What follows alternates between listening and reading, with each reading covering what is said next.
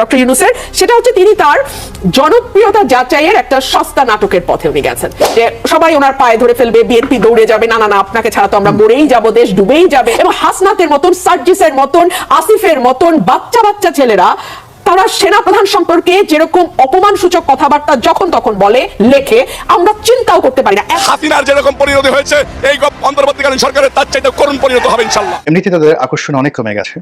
আগে যেভাবে তারা কথায় কথায় বলতেন এই রাজুতি আয়, ঠিক সেভাবে এখন আর লোকজন তাদের কথায় সাড়া দিচ্ছে না। দীর্ঘ 9 মাসে আগরে জিজ্ঞাসা করুন কোন হাসপাতাল কয়জনে যায় আমার আহত যোদ্ধাদেরকে দেখে আসছে। সবাই বোঝে, ইউনূস সাহেব বোঝে না। ভাত খাওয়ার মতো পয়সা ছিল না, আজকে তারা ভালো ভালো দামি গাড়িতে, ব্র্যান্ডের গাড়িতে চড়ে। সম্মানিত দর্শক মণ্ডলী, আজকের এই ভিডিওতে আপনাদের সামনে অত্যন্ত ইম্পর্টেন্ট রাজনৈতিক অঙ্গনের আপডেট নিউজ আপনাদের সাথে শেয়ার করতে যাচ্ছি। তাই আজকের এই ভিডিওটি সব মিলিয়ে অত্যন্ত গুরুত্বপূর্ণ হতে যাচ্ছে। 1 সেকেন্ড না টেনে ধৈর্য সহকারে পুরো ভিডিওটি দেখার জন্য আহ্বান করছি। আর একটি ছোট্ট রিকোয়েস্ট করছি, তা হলো যদি আপনি আমাদের এই চ্যানেল নতুন দর্শক হয়ে থাকেন, অবশ্যই আমাদের এই চ্যানেলটি সাবস্ক্রাইব করে একটি লাইক দিয়ে পাশে থাকা বেল বাটনটি অন করে দিবেন। তাই আর কথা নয়, চলুন সরাসরি আমরা ভিডিওতে চলে যাই। নাটকের গুরু প্রধান উপদেষ্টা পদত্যাগের নাটক করেও শেষ রক্ষা হলো না। এই পদত্যাগের নাটকেই তার জন্য কাল হয়ে দাঁড়িয়েছে। কারণ বাংলাদেশের বিজ্ঞ বিশ্লেষকরা স্পষ্টভাবে দাবি করছেন ডক্টর ইউনূসের পায়ের নিচে মাটি নেই। সেই জন্য সস্তা জনপ্রিয়তা পাওয়ার জন্য এই পদত্যাগের নাটক সাজিয়েছে। কারণ এনসিপি সমন্বয়ক উপদেষ্টাদের ডাকে মানুষ আর আগের মতো একত্রিত হয় না। এখন মাঠে তাদেরকে খুঁজে পাওয়া যায় না। তাদের ডাকে মানুষ আসবে তো দূরের কথা, মানুষের হৃদয়ে শুধু একটাই তামান্না, একটি প্রত্যাশা, এই উপদেষ্টা সমন্বয়ক কখন দেশ ছেড়ে পালাবে, কখন তাদের কাছ থেকে মানুষ মুক্তি পাবে। কিন্তু প্রশ্ন হলো, কেন 10 মাস না পেরোতেই মানুষের অনীহা সৃষ্টি হয়েছে?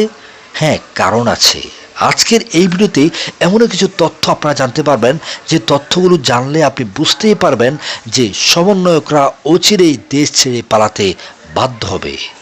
হতে পারে তিনি গা বাঁচানোর জন্য এখন শেষ মুহূর্তে চেষ্টা করছেন। দেখেন, তিনি রাজনৈতিক দলগুলোকে খেপিয়েছেন, তার পোষা রাজনৈতিক দল ছাড়া। তিনি প্রতিটা সেক্টরে বিশৃঙ্খলা তৈরি হয়েছে গত 9 মাসে। ইভেন তিনি বাংলাদেশের সবচেয়ে আমি বলবো দেশপ্রেমিক সেনাবাহিনী যাকে বলা হয়, বাংলাদেশের স্বাধীনতা এবং সার্বভৌমত্বের প্রতীক সেনাবাহিনীকে তিনি টোটালি অ্যান্টাগোনাইজ করে তার মুখোমুখি দাঁড় করিয়েছেন। এবং হাসনাতের মতন, সার্জিসের মতন, আসিফের মতন বাচ্চা বাচ্চা ছেলেরা তারা সেনাপ্রধান সম্পর্কে যেরকম অপমানসূচক কথাবার্তা যখন তখন বলে, লেখে, আমরা চিন্তাও করতে পারি না। এত বছর পলিটিক্যাল ক্যারিয়ার এক একজনের, বিএনপি বলেন, অন্যান্য রাজনৈতিক দলের বলেন, তারা কেউ কল্পনাও করতে পারে না যে এইরকম একটি প্রতিষ্ঠান, যে প্রতিষ্ঠানটি বাংলাদেশের স্বাধীনতা এবং সার্বভৌমত্বের সঙ্গে ওতপ্রোতভাবে জড়িত, সেই প্রতিষ্ঠানকে নিয়ে যাচ্ছে তাই বলা যায়, যাচ্ছে তাই করা যায়। এতদিন ধরে বাংলাদেশের রাজনৈতিক দলগুলো ধৈর্যের পরিচয় দিয়েছে। আমি বলবো বাংলাদেশ সেনাবাহিনী এবং সেনাপ্রধান তিনি ভীষণ রকম ধৈর্যের পরিচয় দিয়েছে। আপনি আমাকে বলেন, আজকে যদি এই আন্দোলন সফল না হতো, আসিফ, সার্জিস, হাসনাত তারা কিন্তু বহু বছর ধরে আওয়ামী লীগের, ছাত্রলীগের হয়ে কোনোভাবে টিকে ছিল, তারা হয়তো বা টিকেও যেতে পারতো, মানে এদিক সেদিক পালিয়ে। সেনাপ্রধান পারতো, ওনার কোর্ট মার্শাল হতো না, ওনার ফাঁসি হতো না। কারণ উনি তো ঠান্ডা মাথায় সিদ্ধান্ত নিয়েছিলেন যদি সরকারের আদেশ পালন করবেন না। সরকার যে গুলির আদেশ দিচ্ছে, নিজের দেশের জনগণের উপর গুলি চালানোর আদেশ দিচ্ছে, সেনাপ্রধান তো সেই আদেশ ফলো করেন নাই। এবং তিনি এমন সেনাপ্রধান, তাকে যদি আপনি ওনার আগের সেনাপ্রধানের সঙ্গে তুলনা করেন তাহলে খুব ভুল হবে। বাহিনীতে এবং বাহিনীর বাইরে ওনার একটা আলাদা ইমেজ আছে, ওনার একটা আলাদা সুনাম আছে, ওনার একটা আলাদা সম্মান আছে। সুতরাং এই মানুষটিকে যেভাবে হেনস্থা করা হয়েছে গত 9 মাসে, that is very very very unfortunate. সম্মানিত দর্শক, অন্তর্বর্তীকালীন সরকারের প্রধান উপদেষ্টা ডক্টর মোহাম্মদ ইউনূস, তার পদত্যাগ নিয়ে সারা দেশ সয়লাব। কোনো রকম কারণ ছাড়া এবং কোনো রকম উপলক্ষ ছাড়া হঠাৎ করে তিনি ঘোষণা দিলেন যে তিনি পদত্যাগ করবেন, এবং সরাসরি নিজে না বলে তার অনুগত যে ছাত্রনেতা যারা রয়েছেন, যারা এখন একটি রাজনৈতিক দলের নেতৃত্বে আছেন, সেই দলের প্রধান জনাব নাহিদ ইসলাম, তো তিনি মূলত যখন ডক্টর মোহাম্মদ ইউনূস সাহেবের সঙ্গে দেখা করেন, সেই সময়কে কেন্দ্র করে 2-3টি বিষয় সামনে চলে আসে। প্রথম বিষয় হলো তিনি পদত্যাগের কথা ভাবছেন, আর দ্বিতীয় বিষয় হলো যে তিনি জনাব নাহিদের মাধ্যমে এনসিপির যে সকল নেতা রয়েছেন, কর্মী রয়েছেন, তাদের প্রতি সতর্কবার্তা জারি করেছেন যে যদি তারা সংযত না হয় তাহলে তিনি পদত্যাগ করবেন। মূল ব্যাপারটা হলো যে হঠাৎ করে এই বিষয়গুলো কেন এলো।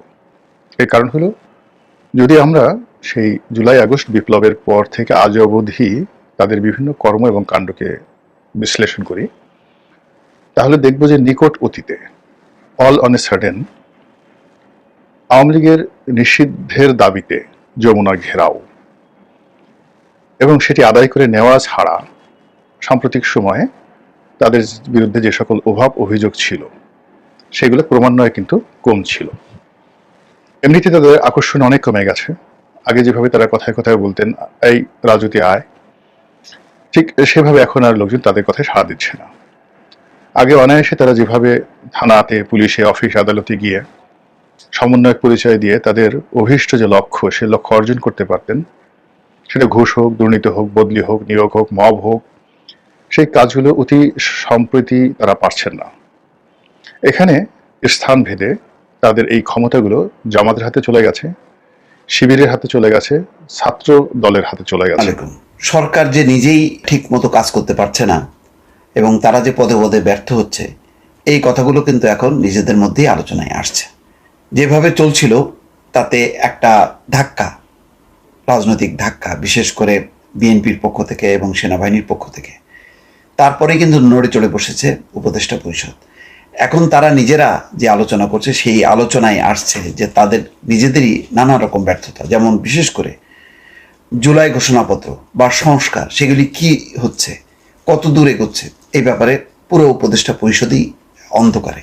অনেকেই সম্মানিত দর্শক মণ্ডলী, জুলাই আগস্টের গণ অভ্যুত্থানের মধ্য দিয়ে যখন ফ্যাসিস্ট সরকার শেখ হাসিনার পতন ঘটেছিল, যখন ছাত্র জনতার আহ্বানে সাড়া দিয়ে ডক্টর মোহাম্মদ ইউনূস ক্ষমতার আসন গ্রহণ হয়েছিলেন প্রধান উপদেষ্টা, তখন থেকেই তিনি বাংলাদেশকে একটি উন্নত ও সমৃদ্ধিশীল দেশ গড়ার লক্ষ্যে তিনি সারা বিশ্বের বড় বড় নেতাদের সাথে সাক্ষাৎ করে বাংলাদেশকে এমনও সময় গিয়েছে, ইন্ডিয়ার কঠিন চাপের মুখে যখন বাংলাদেশ পড়ে গিয়েছিল, তখন বাংলাদেশকে কঠিন চাপ থেকে উদ্ধারের জন্য বড় বড় বিশ্বের বাঘা বাঘা নেতাদের সাথে সাক্ষাৎ করে বাংলাদেশকে একটি উন্নত ও সমৃদ্ধিশীল রাষ্ট্র করার লক্ষ্যে যিনি দিন রাত অক্লান্ত পরিশ্রম করে যাচ্ছেন, তিনি হলেন আমাদের প্রধান উপদেষ্টা ডক্টর মোহাম্মদ ইউনূস। কিন্তু এক শ্রেণীর অসাধু রাজনৈতিকবিদ এবং আওয়ামী লীগের কিছু দোসররা ডক্টর মোহাম্মদ ইউনূসকে অযথাই বিভিন্ন প্রকার গালমন্দ, সুদখোর, ঘুষখোর, বিভিন্ন প্রকার মিথ্যা অপবাদ দিয়ে তাকে কলুষিত ও তাকে মানুষের সাথে কলঙ্কিত করতে চাচ্ছে। কিন্তু তাদের এই চিন্তা ভাবনা, তাদের এই অপচেষ্টা কখনোই বাস্তবে পরিণত হবে না।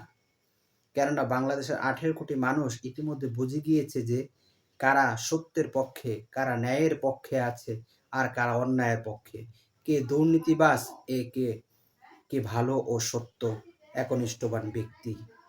তাই সম্মানিত দর্শক মণ্ডলী, আজকের এই ভিডিও সম্পর্কে আপনার কি মতামত, অবশ্যই আপনার সেই মূল্যবান মতটি আমাদের কমেন্টস বক্সে জানাবেন। আর আজকের এই ভিডিওটি যদি আপনার ভালো লেগে থাকে, অবশ্যই ভিডিওটি একটি লাইক দিয়ে শেয়ার করে দিবেন। সকলেই ভালো থাকবেন, সুস্থ থাকবেন, নিরাপদ থাকবেন, এই আশা ব্যক্ত করে আজকের ভিডিও এখানেই শেষ করছি। আমিন ওয়া আখিরু দাওয়ানা আলহামদুলিল্লাহি রাব্বিল আলামিন। আসসালামু আলাইকুম ওয়া রাহমাতুল্লাহি ওয়া বারাকাতুহু।